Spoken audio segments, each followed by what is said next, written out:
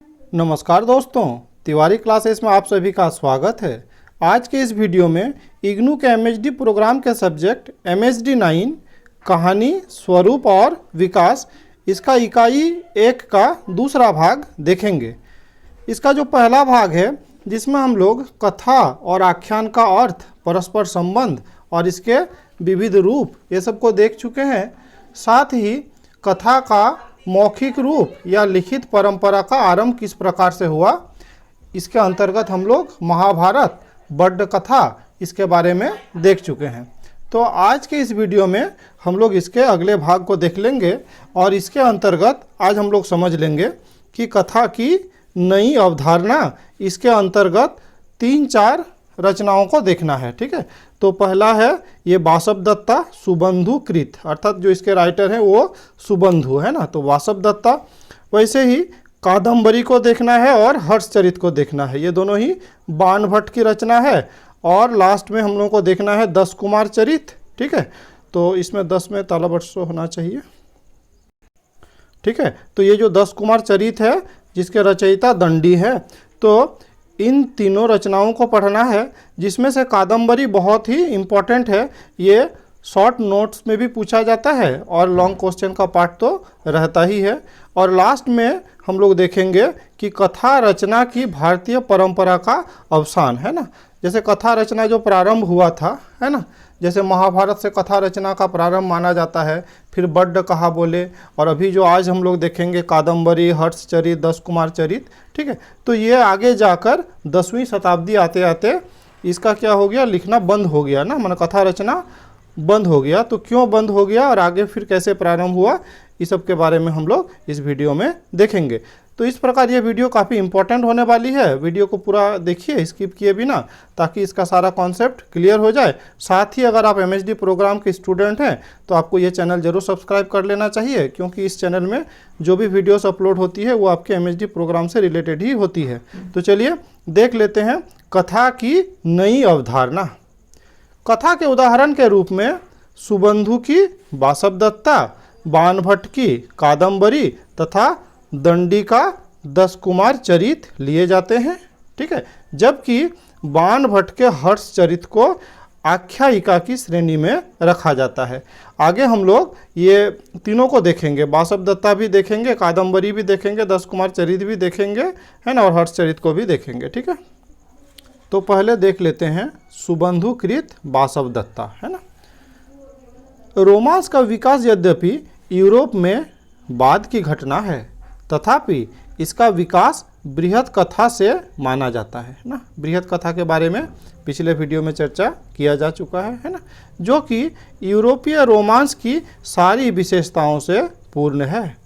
प्रेम, साहस अभियान, अतिलौकिक घटनाएं, आकार, पात्र, परिवेश, काल तथा गद्य के रूप में प्रस्तुति के गुणों के आधार पर सन 500 ईस्वी या उससे पूर्व सुबंधु द्वारा रचित वासव दत्ता को कथा की श्रेणी में रखा जाता है। सुबंधु ने गुणाढ़ से अलग अपनी कथा को गद्य में प्रस्तुत करते हुए उसे उन साहित्यिक विशेषताओं से युक्त कर दिया जिस पर केवल कवियों का ही एकाधिकार था है ना। जैसे गुणाढ़ की जो रचना हम लोग लास्ट वीडियो में जो पढ़े हैं ना, बड्ड कहा है ना, तो वो जो था तो वो पद्य में था, लेकिन ये प्रथम बार वासव दत्ता जो है ये गद्य रूप में लिखा गया। ठीक है, कथ्य की दृष्टि से वासव दत्ता में रोमांस, प्रेम तथा साहस अभियान की प्रमुखता है, जिसमें समय का यथार्थ और विश्वास भी अभिव्यक्त हुआ है। ठीक है, तो इस तरह से सर्वप्रथम रोमांटिक कथा वासव दत्ता को कहा जा सकता है। ठीक है, अब देख लेते हैं कादम्बरी। ठीक है, तो ये कादम्बरी बहुत ही इम्पॉर्टेंट टॉपिक है, इससे शॉर्ट नोट्स भी पूछा जाता है और लॉन्ग का पार्ट तो ये रहता ही है। तो कादम्बरी कथा का मूल आरंभ अवंती के राजनगरी विदिशा और उसके राजा शूद्रक के ऐश्वर्य वर्णन से होता है। कथा को थोड़ा सा ध्यान से समझिएगा, काहे कि इसमें 2-3 जन्मों का बात है ना, कि कई पुनर्जन्म का भी बात यहाँ पर दिखाया गया है। तो थोड़ा सा समझिए, फिर हम इसको क्या करेंगे, समराइज भी कर देंगे और स्पष्ट हो जाएगा। ठीक है, तो अभी पहला जो बात आया वो क्या है, राजा शूद्रक। ठीक है, तो आगे हम लोग देखेंगे ये जो राजा शूद्रक है यही पूर्व जन्म में चंद्रापीड़ थे, है ना। और यहाँ पे विशेष करके क्या है, चंद्रापीड़ के रूप में ही इसका कथा का वर्णन है, तो आगे देखेंगे। हाँ, और जहाँ पर एक दिन एक चांडाल राजकन्या अपने एक वृद्ध सेवक के साथ राजा शूद्रक की राजसभा में एक चमत्कारी तोता लेकर आती है। ठीक है, तो क्या देख लिए कि एक चांडाल राजकन्या एक तोता को लेकर शूद्रक के राज दरबार में आती है। तो ये जो तोता है तो ये भी पूर्व जन्म में वैशंपायन बोल के, ठीक है, एक मंत्री पुत्र था। तो इस बारे में भी हम लोग देखेंगे। तो सेवक राजा शूद्रक से तोते के, जिसका नाम वो वैशंपायन बताता है, गुणों का बखान करता है और राजा से उसे अपना लेने का अनुरोध करता है। ठीक है, तथा इसके उपरांत वह तोता भी एक आर्या छंद सुनाकर अपने गुणों का स्वयं परिचय दे देता है। ठीक है, मैंने वो बता देता है कि मैं कोई सामान्य सा तोता नहीं हूँ, मैं ही वैशंपायन हूँ, है ना, पिछले जन्म में मैं ही वैशंपायन था, वो बता देता है। भोजन आदि से निवृत्त होने के बाद राजा शूद्रक उस तोते से उसकी आत्मकथा सुनने का अनुरोध करता है और बस यहीं से तोते की आत्मकथा प्रारंभ हो जाती है। और यहाँ आकर कथाकार बाणभट्ट कथा का सूत्र तोते को थमा देता है और नेपथ्य में चला जाता है। अर्थात अब कथा को आगे बढ़ाने का काम तोते का है ना, अर्थात तोते के मुंह से ही अब आगे का कथा अभी कुछ देर के लिए चलेगा। यद्यपि प्रसंग के साथ ही कथा को विश्वसनीय बनाने की भी बाणभट्ट ने भरपूर कोशिश की है, क्योंकि बाणभट्ट को इस बात की चिंता है कि इस पक्षी की कथा विश्वसनीय भी होनी चाहिए। अतः कथाकार सुख, अर्थात तो तोता है ना, तो सुख के मुख द्वारा कही गई कथा के विश्वसनीय होने का तर्क भी सशक्तता के साथ प्रस्तुत करता है। परंतु जब अंत में सुख की कथा एक ऐसे बिंदु पर पहुंचती है जहां से वो उसको आगे की कथा जाने की स्थिति में नहीं होता, अर्थात आगे की कथा कहने की स्थिति में वो जब नहीं होता, तो वहाँ कथाकार बड़ी चतुराई से कथा के अवलोकन बिंदु में अचानक से परिवर्तन कर देता है और वो एक ऐसे पात्र को कथक के रूप में प्रस्तुत कर देता है जो सुख की कथा का अत्यंत विश्वसनीय जानकार हो सकता था, और ये पात्र महामुनि जाबाली है। ठीक है, तो ये जो महामुनि जाबाली है, इसी के आश्रम से ये तोता है, ये सुना था सारा वृत्तांत, है ना। तो जब जाबाली मुनि को ये कथा को आगे बढ़ाने का दायित्व दिया जाता है।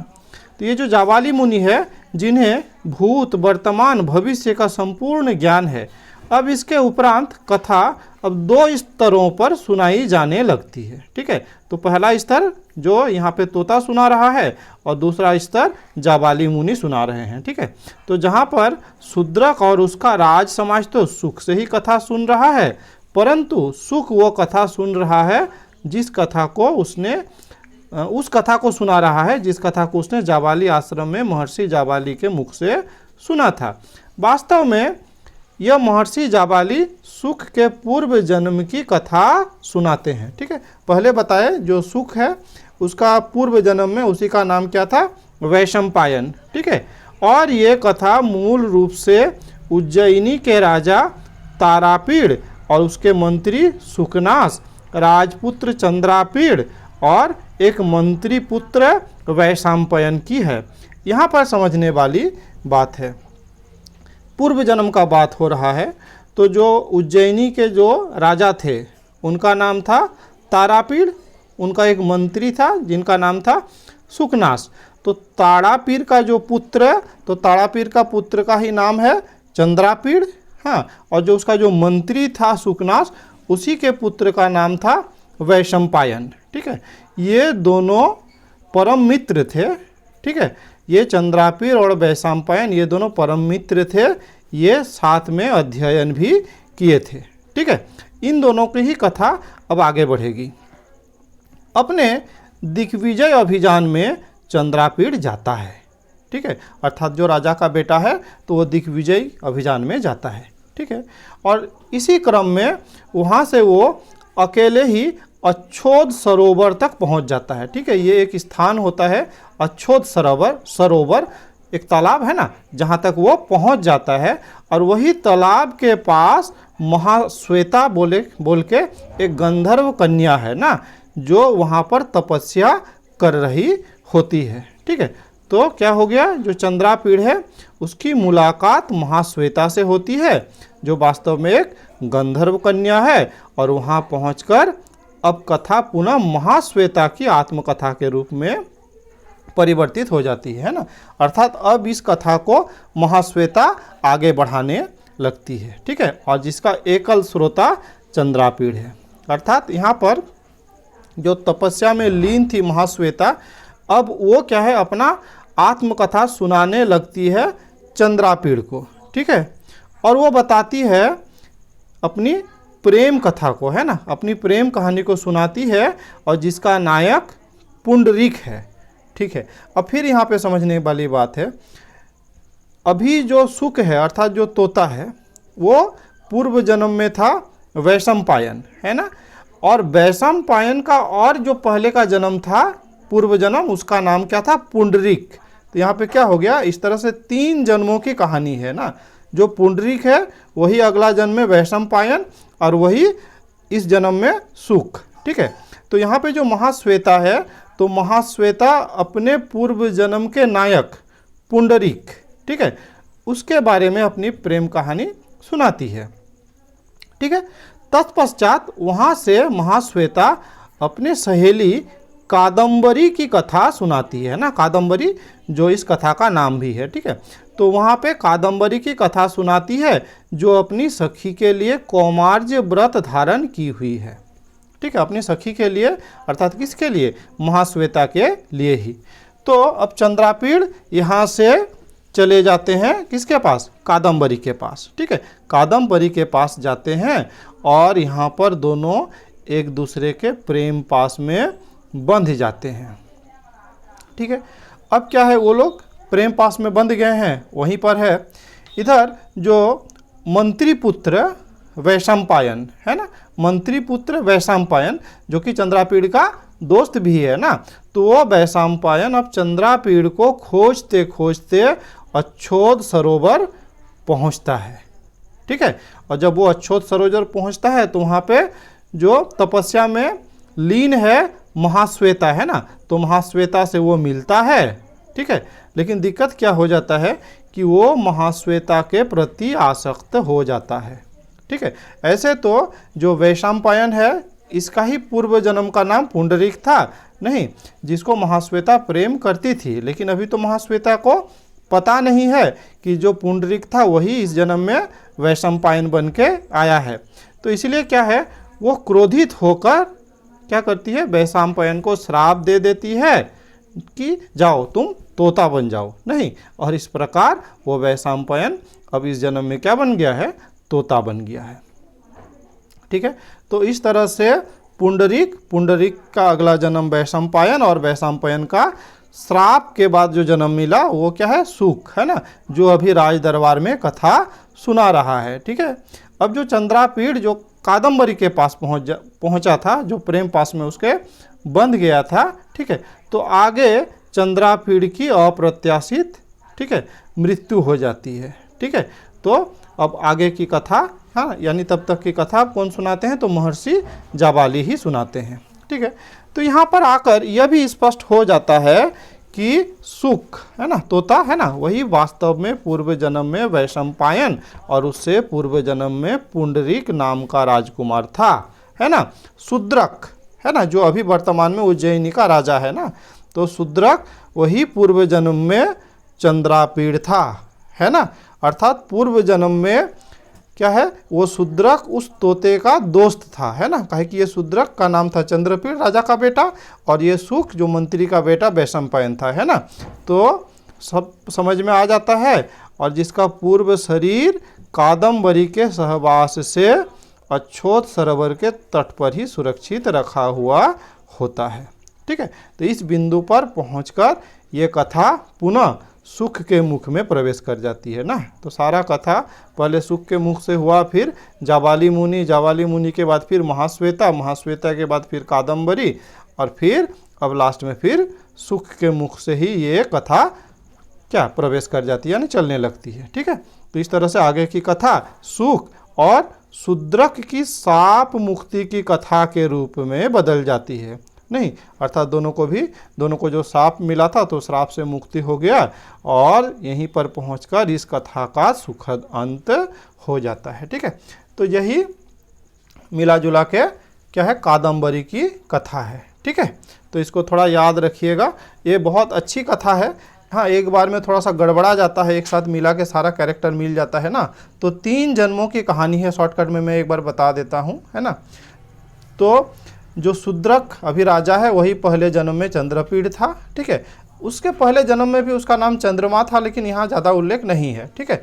वैसे ही जो अभी सुख है वो पूर्व जन्म में वैशंपायन और उससे पहले जन्म में पुंडरीक, है ना। तो चंद्रापीड़ जो था वो राजा का बेटा था और वैशंपायन उसका मंत्री का बेटा था। दोनों मित्र थे, एक साथ पढ़ते थे, है ना। चंद्रापीड़ एक बार दिग्विजय अभियान में निकले, है ना, जहाँ उसकी मुलाकात महाश्वेता से हुई, है ना। तो फिर महाश्वेता से बातचीत हुआ, फिर महाश्वेता अपने एक सहेली कादम्बरी के बारे में बताई और फिर चंद्रपीड़ वहाँ से कादम्बरी के पास गया, कादम्बरी से वो प्रेम पास में बंध गया। आगे जाकर चंद्रापीड़ की क्या होती है, अचानक आकस्मिक मृत्यु हो जाती है। ठीक है, ये हो गया। और जो ये वैशंपायन था, तो वैशंपायन जब देखा कि उसका दोस्त वो गया हुआ है अच्छोत सरोवर लेकिन लौट के आया नहीं, तो वो खोजते खोजते गया महाश्वेता के पास और महाश्वेता के पास जाके वो उसके प्रति आसक्त हो गया। ठीक है। महाश्वेता वैशंपायन को तो पहचानती नहीं थी कि पूर्व जन्म में वही पुंडरीक था, उसका प्रेमी था, अतः वो गुस्से से उसको श्राप दे देती है और वो सुख में बदल जाता है, अर्थात तोते में बदल जाता है। ठीक है। तो इस तरह की कथा है, इंटरेस्टिंग कथा है, पढ़िएगा, अच्छा लगेगा। ठीक है।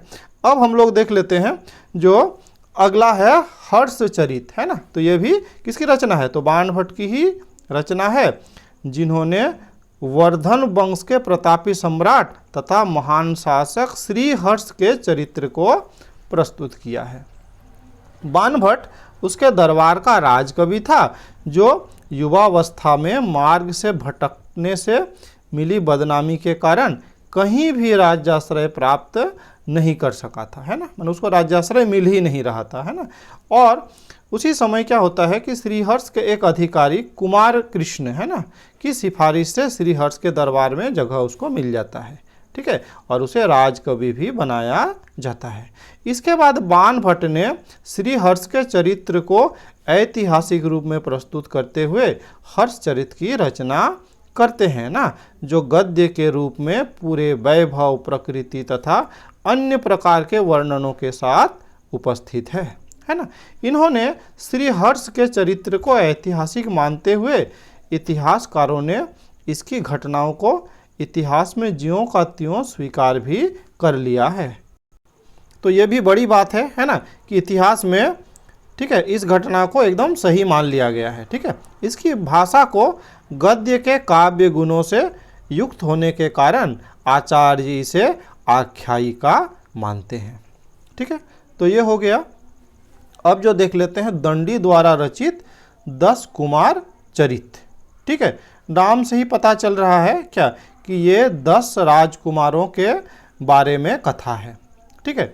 तो बाण भट्ट के पश्चात संस्कृत कथाकार दंडी ने 10 कुमार चरित्र की रचना की, जो कि 3 भागों में विभक्त है।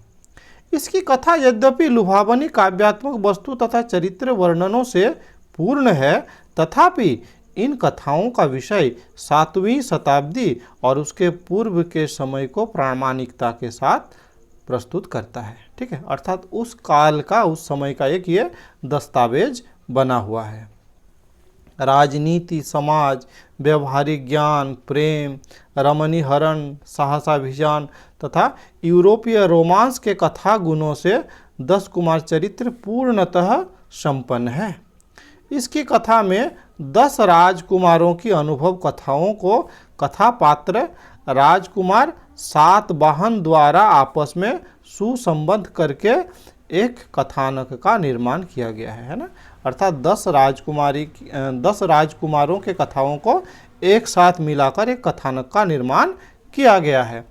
यद्यपि 10 कुमार चरित्र का कथानक आधुनिक यथार्थवाद की कसौटी पर खरा नहीं उतरता है ना। अर्थात अभी के टाइम में ये ज़्यादा यथार्थ तो नहीं लगता है, रियल तो लगता नहीं है। फिर भी कथा विन्यास की दृष्टि से इसमें कहानी और उपन्यास की संरचना के महत्व को अनदेखा नहीं किया जा सकता है। ठीक है, अब देख लेते हैं कि कथा रचना की भारतीय परंपरा का अवसान है ना। अर्थात कथा रचना तो लगातार हो रहा था, तो फिर ये धीरे धीरे ये कथा रचना खत्म क्यों हो गया, इसका अवसान क्यों हो गया, अब इसको समझ लेते हैं। छोटा सा टॉपिक है, वीडियो खत्म होने वाला है थोड़ी देर में। ठीक है, तो साहित्य इतिहास की त्रासदी है कि बाणभट्ट और दंडी के पश्चात कथा रचना की भारतीय परंपरा आगे विकसित नहीं हो सकी है ना। यद्यपि इसका एक प्रयास 10वीं सदी में धनपाल ने तिलक मंजरी के रूप में किया था। ठीक है, ये नाम याद रख लेना है ना, धनपाल द्वारा रचित तिलक मंजरी। ठीक है, तो उन्होंने प्रयास किया, तथापि इसे कादम्बरी का विकास नहीं माना गया। ठीक है, माना उतना अच्छा नहीं हो पाया। ठीक है, फिर क्या हुआ, वही 10वीं सदी आते आते कुछ और बातें हो गई। ठीक है, ये जो संस्कृत भाषा है, तो पहले तो क्या है, आम लोगों की भाषा थी, लोग बोलते थे संस्कृत में। अब धीरे धीरे लोग क्या है, अपना दूसरा जन भाषा में बात करने लगे, और संस्कृत धीरे धीरे समेट कर अब क्या हो गया, सिर्फ राज दरबार का भाषा बन के रह गया, या पंडितों का भाषा बन के रह गया। यहाँ तक भी नहीं, 10वीं सदी के बाद क्या हो गया, जो संस्कृत को अब धीरे धीरे राज्याश्रय भी मिलना बंद हो गया। है कि उस समय तक भारत में धीरे धीरे जो हिंदू राज्य थे वो समाप्त हो गए है ना। उस समय अधिकतर क्या हो गए, जो मुस्लिम राजा थे बाहर से जो आए थे है ना, अब उनका राज्य हो गया, और उन्होंने अपना जो क्या है राज्याश्रय किस भाषा को दिया, तो फारसी को दिया है ना। तो अब फारसी क्या बन गया, राजभाषा बन गया। तो अधिकतर रचना जो होने लगी, तो अब फारसी में ही रचना होने लगी। अर्थात अब क्या है, संस्कृत को राज्याश्रय मिलना बंद हो गया। ठीक है, उत्तरी भारत की जनता का लगाव जन भाषा से होने के कारण जन बोलियों में ही साहित्य की रचना होने लगी। ठीक है, जिसे राज दरबारों में भी धीरे धीरे प्रश्रय मिलने लगा है ना। 19वीं सदी आते आते, ठीक है, वो बात था 10वीं सदी के बाद था, अब 19वीं सदी आते आते अर्थात 900 साल है ना, तो धीरे धीरे अब क्या हो गया कि खड़ी बोली हिंदी ना, हम लोग जानते हैं कि हिंदी का विकास खड़ी बोली से ही हुआ है ना, तो ये खड़ी बोली हिंदी, ठीक है, इसमें अब कुछ रचनाएं आने लगी। ठीक है, जैसे मुल्ला वजही है ना, तो उनका एक रचना है सबरस, नाम याद कर लीजिएगा, ये बहुत इंपॉर्टेंट है। वैसा ही रानी केतकी की कहानी है ना, सैयद इंसा अल्लाह खां का ना, इनका लिखा हुआ रानी केतकी की कहानी, तो ये 2 मौलिक गद्य रचनाएं उस समय की प्राप्त होती है। ठीक है, 19वीं शताब्दी के उत्तरार्ध में अर्थात 19वीं शताब्दी के अंतिम समय में अब क्या होने लगा, हिंदी गद्य के विकास के साथ ही गद्य कथा में एक नवीन रूप उपन्यास का आकार ग्रहण करने लगा है ना। उसके बाद अब हिंदी का जो गद्य कथा है अब विकास उसका होने लगा। ठीक है, तो इस प्रकार आज के इस वीडियो में इतना ही। बहुत जल्द अगले इकाई का वीडियो लेकर आएंगे। इस वीडियो में मेरे साथ बने रहने के लिए बहुत बहुत धन्यवाद।